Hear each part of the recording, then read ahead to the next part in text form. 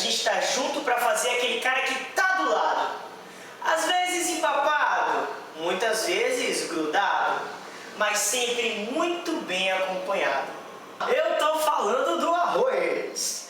Mas olha só, eu não vou apenas te ajudar a não foder o seu arroz, mas vou te explicar também os detalhezinhos para você que faz sempre uma papa ou uma pedra e não sabe por quê.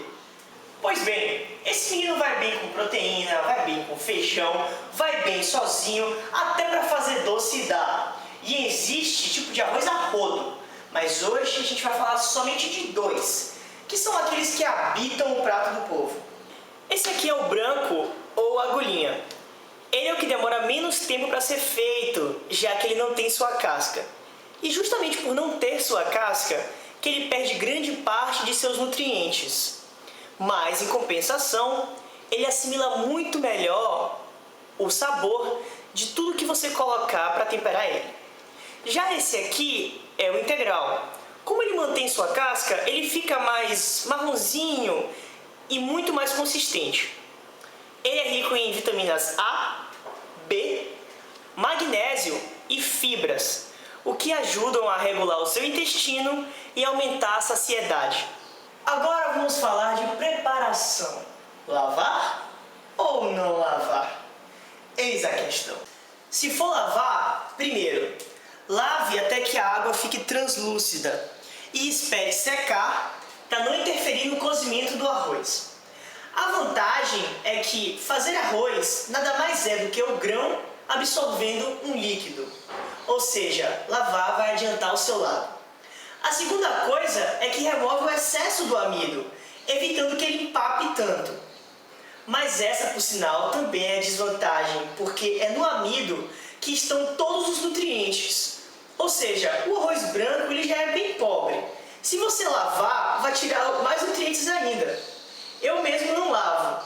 Eu só lavei agora por fins didáticos. Eu também não lavo por questão de tempo. Afinal, se eu lavo, eu não cozinho. E se eu cozinho, eu não lavo. Isso foi uma merda. Seguindo, tenha em mente que panelas de fundo grosso vão reter calor por mais tempo. Então você pode ter o risco de queimar o arroz mesmo com o fogo desligado. E panelas de fundo fino têm a chama incidindo diretamente sobre o arroz. Logo, ela pode cozinhar desproporcionalmente. Ambas devem ser altas, porque o arroz vai crescer de tamanho, já que ele segura até o dobro do seu próprio volume em líquido. E é baseado nessa proporção que a gente vai dosar as porções, ou seja, 2 porções de água para cada porção de arroz. E outra coisa, o arroz integral tem que levar 1 porção a mais sempre, já que ele tem a casca. E o sal é a gosto. Para calcular quanto por pessoa, basta uma mão fechada de arroz. Depois de calcular, converta essa porção na medida em que você for usar. No total, eu vou usar meia xicrinha dessa. Então, eu vou usar uma xícara inteira de água. Mas você decide, só tenha em mente que, se você usar 2 copos de arroz, vão ser 4 copos de água. Se você usar um garrafão de 20 litros de arroz, vão ser 2 garrafões de 20 litros de água. Olha, e tenha em mente também que o tempo é crucial. Se ele ficar muito tempo, ele vai absorver muito líquido e vai empapar. Se ele ficar pouco tempo e não absorver o líquido necessário, ele vai ficar duro e cru. E sobre a água, eu vou te dar 3 dicas.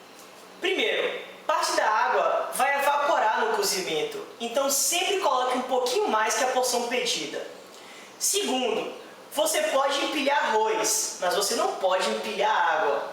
Ou seja, a medida vai ser sempre até o topo apenas. E terceiro, na dúvida, coloque água para menos, porque arroz cru a gente conserta. Arroz empapado nem o papa resolve. Depois de colocar a água para ferver, você vai refogar o arroz. E por que refogar o arroz? Veja bem, O calor acima de 150 graus, ele vai queimar parte do amido presente na superfície, fazendo com que ele mantenha as suas propriedades. Isso vai criar uma crosta que vai selá-lo, impedindo que ele absorva a água, ou seja, ele vai ficar menos empapado e mais soltinho. Olha, presta atenção, eu não estou falando de temperar. O arroz chop suey, por exemplo, ele leva cebolinha, leva presunto, aginomoto, ovo, mas tudo isso é depois do cozimento, sacou? Então, aqui essa panela, a ponto dela fazer aquele barulhinho, ouviu? Jogue a gordura. Eu vou usar azeite, mas você pode usar o que você quiser. Depois você joga a cebola, porque ela leva mais tempo para murchar do que o alho.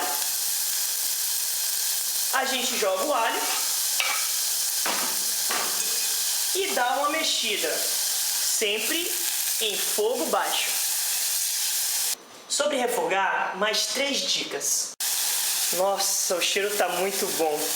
Mas então, as dicas são: você pode usar os ingredientes que a sua imaginação mandar, mas eles devem estar muito bem picados a ponto de desaparecerem, ou devem estar bem grandes para que você possa tirar depois, já que quando eles ficam cozidos, não vão ficar com aparência muito sexy. A outra é que a cebola, ela tem que ser refogada até que ela murche. Caso contrário, ela vai azedar o arroz depois de guardada.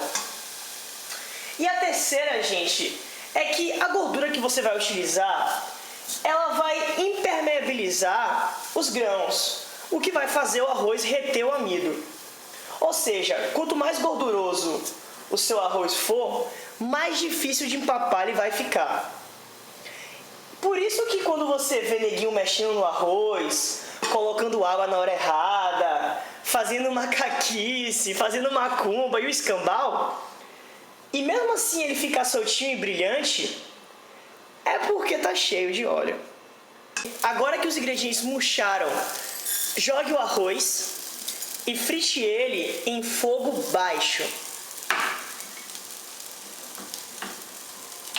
Agora que o arroz começou a estalar e tá meio transparente, é a hora que a gente começa a jogar água devagar. Mas olha só, galera, tem que ser devagar para não sujar o fogão. Olha por quê. Tá vendo como sobe? Então você joga lentamente até encher. Foi. Aí você dá uma última mexida para o arroz assentar e deixa tampado com um espacinho para sair o vapor. Ouviu, né? Eu falei mexa uma vez e tampe. Larga esse menino aí que ele vai fazer o trabalho dele todo sozinho. Entenda, se você mexer no arroz durante o cozimento, você pode quebrar o grão, fazendo com que ele libere o amido. E aí ele vai empapar. Ou seja, mesmo que neguinho mande você mexer no arroz com um garfo para soltar, resista a isso. Pense assim, macarrão é aquela coisa que dá merda se você não mexer. O arroz é aquele que dá merda se você mexer. Quando aparecerem buracos no arroz com a água saindo, é a hora de você desligar o fogo. E aí você simplesmente prova o arroz e vê se ele está no ponto certo. Se ele estiver, deixa descansar por 5 a 10 minutinhos destampado, que a água restante vai evaporar. Agora, se ele não estiver no ponto, não se preocupe. Ao invés de jogar mais água e desregular o cozimento, tampe por completo e deixe aí por 5 a 10 minutinhos.